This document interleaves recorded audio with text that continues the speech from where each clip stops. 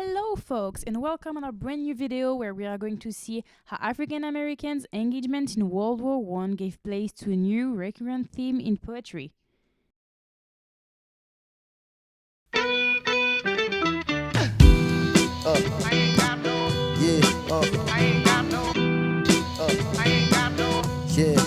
We can definitely see that at that time and after fighting for their country, African Americans were more proud than ever of their roots and African origins. Lots of authors used poems to glorify their homeland, their ancestors, and pay special tribute to their common pasts. We chose to illustrate this with two poems of the great Langston Hughes.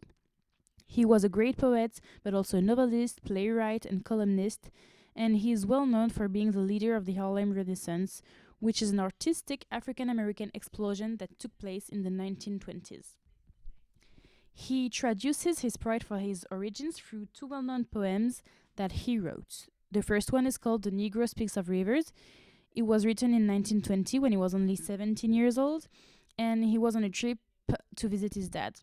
When he crossed the Mississippi River, he wondered what this big river represented to him and to the Negro people in general. To let you know a little bit more about this, we are going to see an interpretation of his words through music by Afra Richardson. I've known rivers, ancient as the world and older than the flow of human blood in human veins.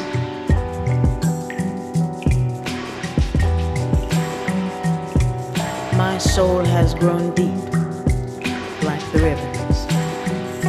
Through this poem, he gives a concrete proof of historical equality between black and white. To do so, he refers to four big rivers linked to the history of man and of his ancestors. He shows that there is a connection between black people and the rest of human civilization. This allows him to grow his soul deep like rivers.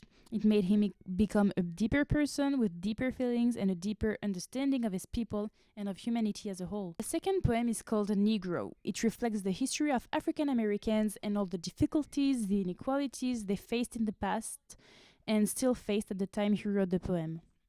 He recognizes that they have been slaves, singers, workers, also victims suffering from discrimination. But by using names such as Julius Caesar, George Washington, he shows to those who wouldn't have noticed that his people have played some major roles in history. By commemorating the difficult past of his ancestors, Hughes shows how proud he is to belong to this race and to be black, even though it involves much suffering. With this poem, he allows every African American to remember where he comes from and that the fight is not over yet and that it must go on. To finish, I would just like to let you hear a little bit of this beautiful poem that is very pleasant. See you later, folks. I am a Negro, black as the night is black, black like the depths of my Africa. I've been a slave. Caesar told me to keep his doorsteps clean.